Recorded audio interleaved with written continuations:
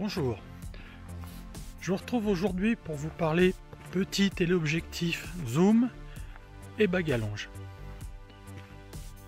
Vous avez un petit téléobjectif qui monte à 150-200 mm sous forme de zoom, acheté en kit, ou vous voulez faire des photos de fleurs, photos d'insectes.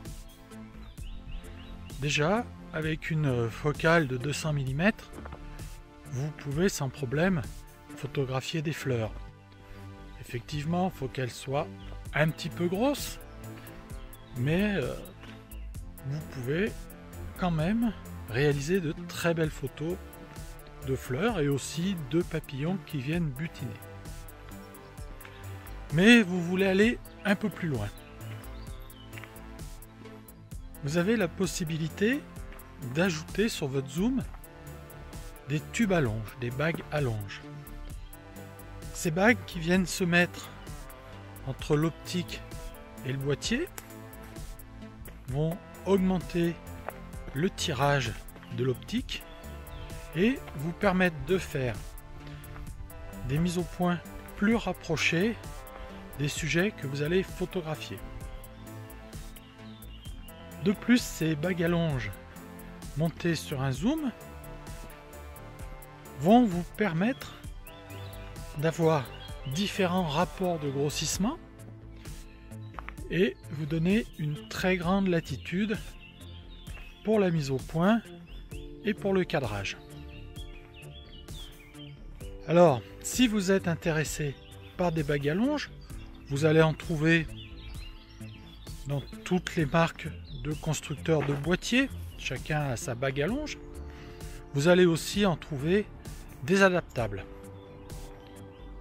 Si jamais vous prenez l'option bague à longe adaptable, pensez à bien vérifier la compatibilité avec votre optique et surtout la communication de votre optique avec votre boîtier.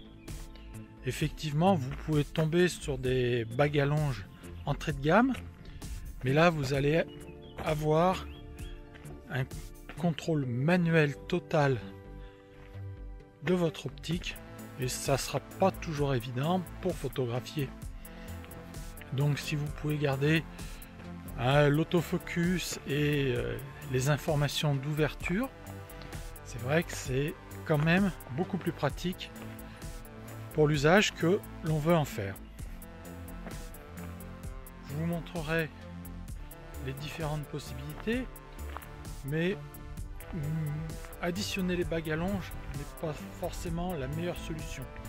À un moment, on va arriver à un grossissement tellement important qu'il va être difficile avec un zoom de faire la mise au point et d'avoir une vitesse suffisante pour assurer le figé du mouvement du sujet qu'on est en train de photographier, surtout quand il s'agit d'insectes.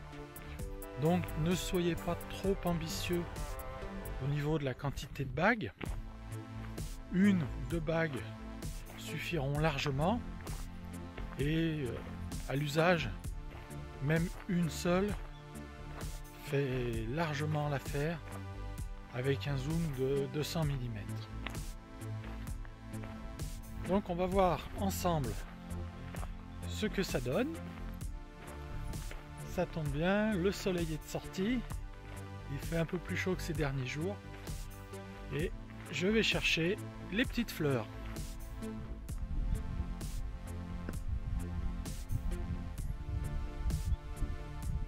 Je tiens aussi à profiter de ce petit moment de marche pour remercier le Studio Gonnet pour le prêt du matériel que j'utilise pour faire ces vidéos, sans qui ça serait extrêmement difficile d'avoir un panel aussi large d'objectifs et de matériel pour les présentations.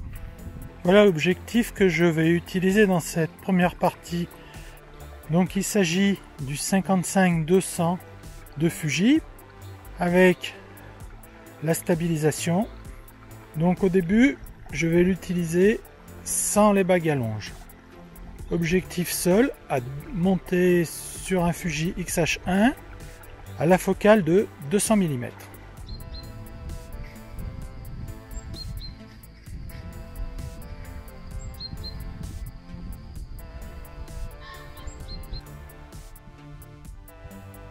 Donc voilà les deux bagues à longe.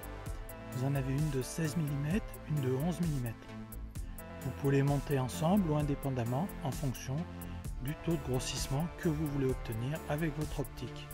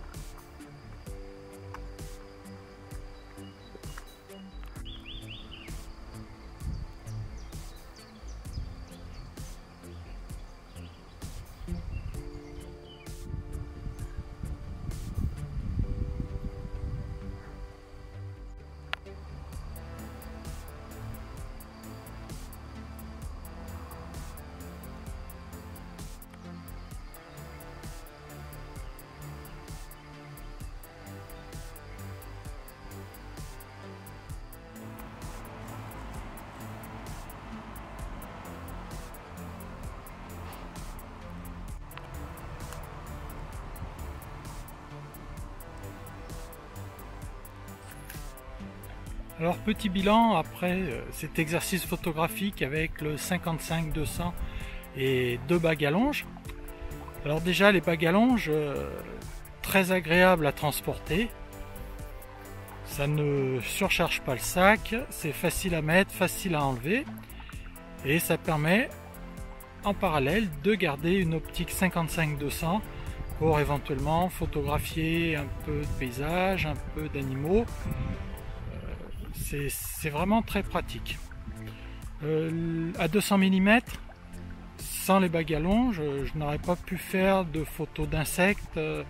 J'aurais photographié des grosses fleurs, des gros papillons, mais pas de petites fourmis, pas de petites fleurs. Donc pour ça, les bagues à longe apportent vraiment un plus sur ce 55-200 ou sur tout autre zoom avec une focale un peu longue. Je suis descendu avec une mise au point inférieure à 50 cm, alors que sur l'utilisation courante du 55-200, la mise au point maximum est de l'ordre de 1,20 m, 1,30 m. Toutes les photos que j'ai réalisées sont réalisées à main levée.